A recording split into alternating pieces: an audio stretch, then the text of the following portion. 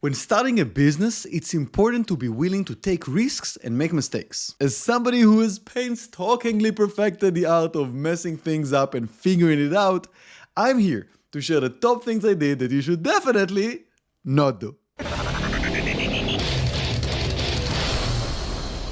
Howdy everyone, it's Or Yokanan, and in the previous video I had shared the 5 core values that helped me build a successful business. Today I'm going to tell you the 4 things that have been holding me back so you can learn from my mistakes, make fun of me, or both. Let's start with number 1, branding. So your brand is the first thing that people see, and if you're doing it poorly, their perception might be wrong. Now, I actually took a good 2 to 3 weeks just to select a name for the business, and eventually went with a name that encapsulates my belief that every home is an investment and a story, and I even got my name embedded into the thing, so I thought it's cute and clever. Well, in reality, the brand can be confusing. Many people think I only deal with investments. The underlying message is missed, and I miss market cap because of it. My takeaway, building a brand should be aimed at your future clients, so keep it clean and keep it simple. Don't try to be too clever. Remember that the brand is built for people who don't know you, nor understand your train of thought. Number 2, marketing. And I'll be the first one to admit I absolutely suck at marketing. I don't know how to make a quick soundbite from a long topic. I will not sugarcoat anything. I find it hard to promote myself, and honestly I'm too awkward to ask others for help. I had been so busy building my business that I severely neglected all marketing aspects. I got to where I am today without using any traditional tools like CRM and mailing lists, with no marketing campaigns or newsletter, and a half-baked website. And it's not a good thing. It means I left a lot of unrealized opportunities on the table. My takeaway, the best service in the world means nothing if no one knows it exists. So spread the word, and if you suck at it, build a system or hire a professional. Don't be too shy to ask for help.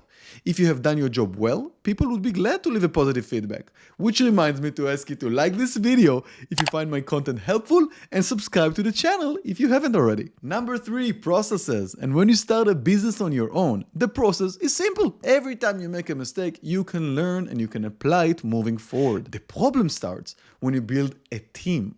Your experience doesn't just magically propagate to them.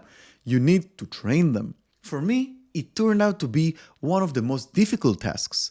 And in retrospect, it was mostly because I did not put the required emphasis on building a process in a concise, easy to understand manner. I did a lot of one-on-one sessions and shadowing instead of building a documentation center and workflow dashboards, which in retrospect was inefficient for everyone involved. Having a well-documented source of truth will help you and your team avoid misunderstandings and bridge knowledge gaps. So put the time into it. It's worth it. Implementing processes should take place as early as you're starting to scale and delegate. Today, we have an internal wiki portal, we have dashboards, and we also have videos and training to help to complement all the missing pieces.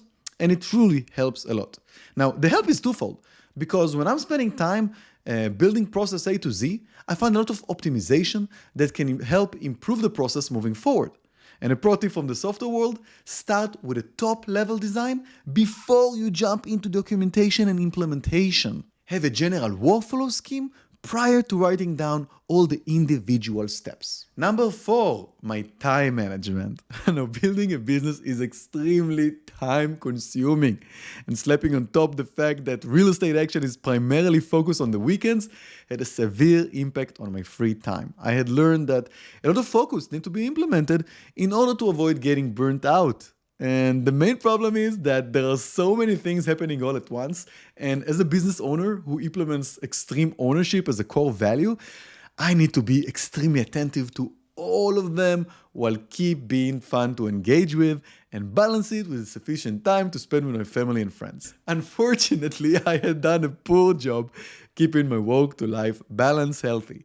Heck, I'm recording this very video at 1 a.m. so it's still work in progress. So, my takeaway. The business owner is a critical resource for the company. Keeping time aside for a day off is an important long-term investment, even at the cost of short-term losses. Using calendar to manage your time is crucial, and keeping some immovable blocks there for personal life is good practice.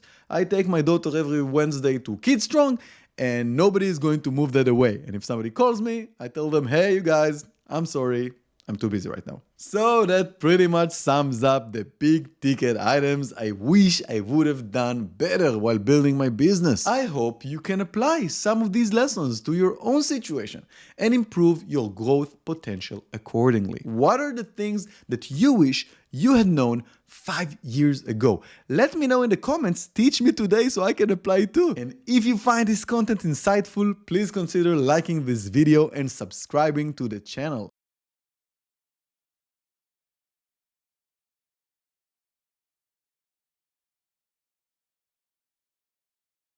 I am very confused. On the one hand, I think it sucked, and on the other hand, it kind of flowed. Interesting, interesting. I suffer and you enjoy, so go to sleep.